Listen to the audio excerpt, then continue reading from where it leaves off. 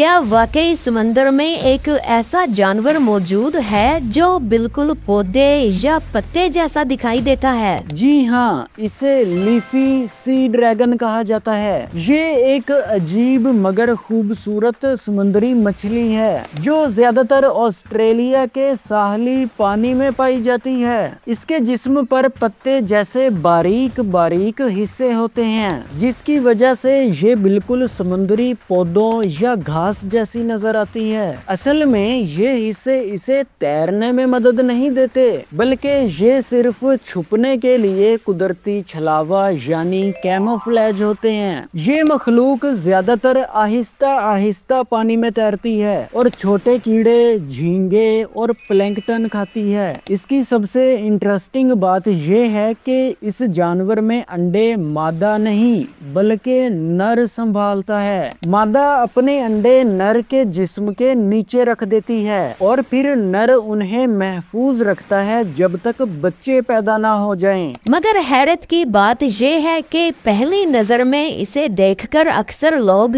یہی سوچتے ہیں کہ